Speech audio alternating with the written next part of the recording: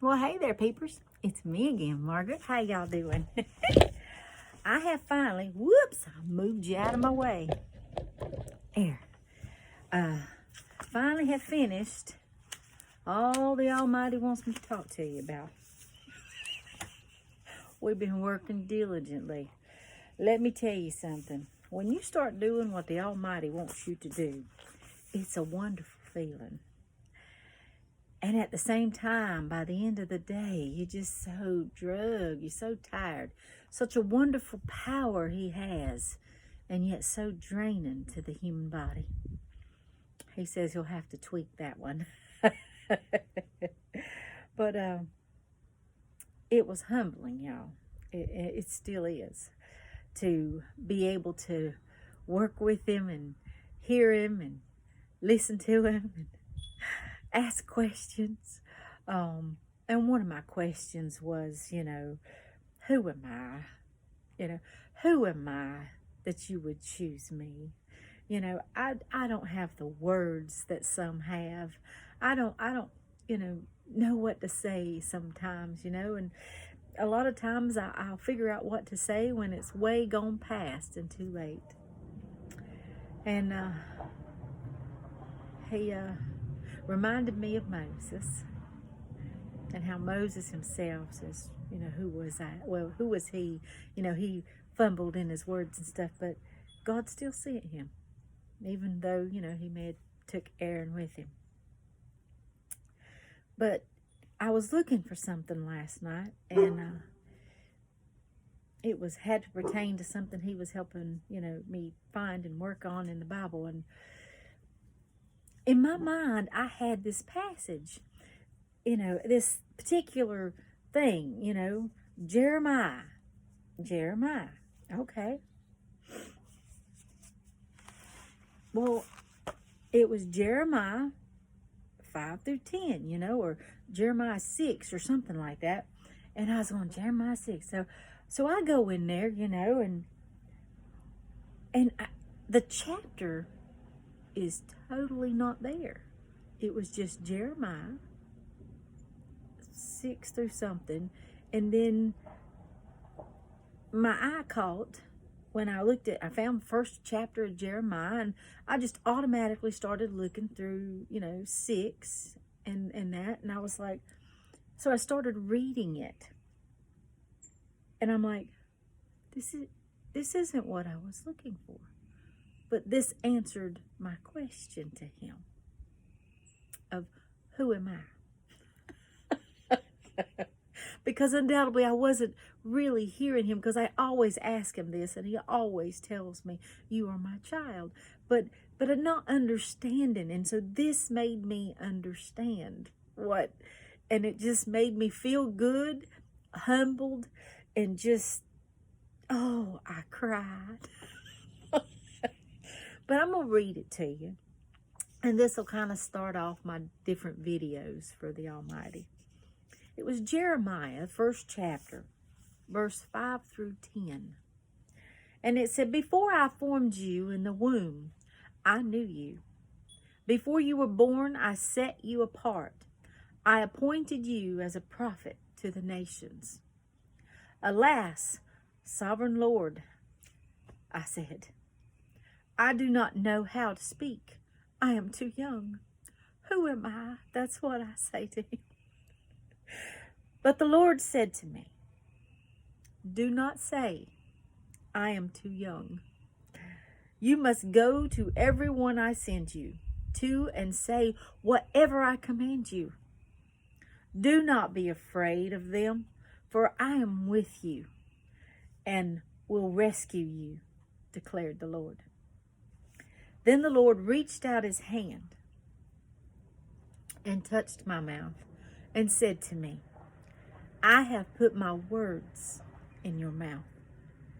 See, today I appoint you over nations and kingdoms to uproot and tear down, to destroy and overthrow, to build and to plant.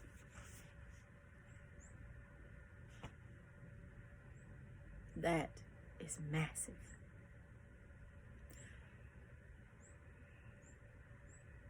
And I said, well, God, so you're calling me to tear down nations and kingdoms and uproot them?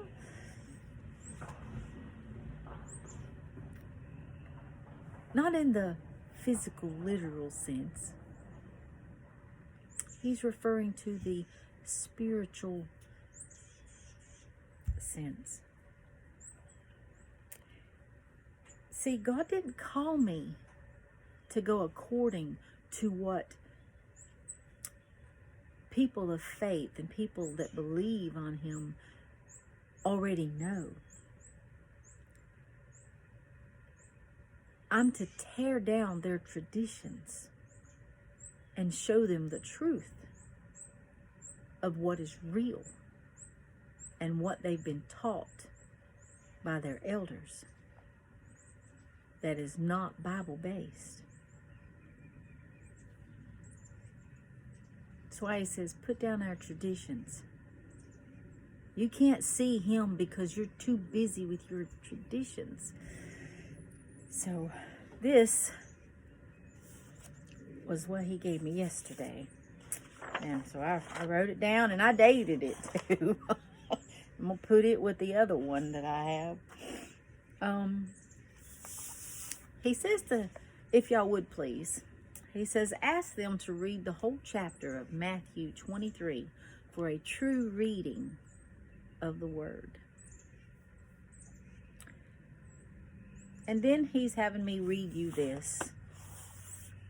Okay? It's a part of chapter 23, starting at number 22. And he that shall swear by heaven sweareth by the throne of God, and by Him that sitteth thereon. Woe unto you, Scribes and Pharisees, hypocrites! For ye pay tithes of mint, anise, and cumin, and have omitted the weightier matters of the law, judgment, mercy, and faith.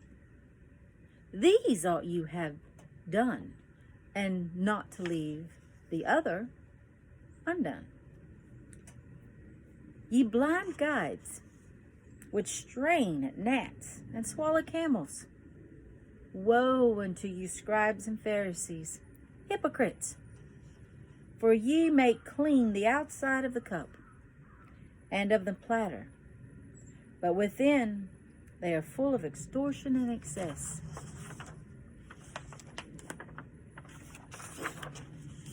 Thou blind Pharisees, cleanse first that which is within the cup and platter, that the outside of them may be clean also. Woe unto you, Scribes and Pharisees, hypocrites! For ye are like unto white sepulchres, which indeed appear beautiful outward, but are within full of dead men's bones, and of all uncleanness. Even so, ye also outwardly appear righteous unto men, but within ye are full of hypocrisy and iniquity. Woe unto you, Scribes and Pharisees, hypocrites! Because ye build the tombs of the prophets, and garnish the sepulchres of the righteous, and say, if we had been in the days of our fathers, we would not have been partakers with them in the blood of the prophets. Therefore ye be witnesses unto yourselves, that ye are the children of them which killed the prophets. Fill ye up then the measure of your fathers, ye serpents, ye generation of vipers. How can ye escape the damnation of hell? Wherefore, behold, I send unto you prophets, and wise men, and scribes. And some of them ye shall kill and crucify, and some of them shall be scourged in the synagogues, and persecuted them from city to city, that upon you may come all the righteous blood shed upon the earth, from the blood of righteous Abel unto the blood of Zacharias, son of Barachiah, whom ye slew between the temple and the altar. Verily I say unto you, all these things shall come to this generation. So, this is my first video. Oh, had to read that one and that one. And the next one, of course, we're going to go over all these words and what they mean in today's world. I'm going to try to do it all in one video, just so you know. But I love you, and I hope and I pray that you do read Matthew 23, just as God has asked. And pay close attention to the wording of it, because that's what we're going over next time, is the words. Certain words that are all up and through there that you may not really know the definition of it. Not really. You think you do, but you may not. So, anyway, I love you. Y'all be safe out there. And remember, Almighty God loves you more than anything in this world and unconditional. And if He's warning you, He's trying to wake you up, take heed. See what it is that He's trying to say to you. Bye.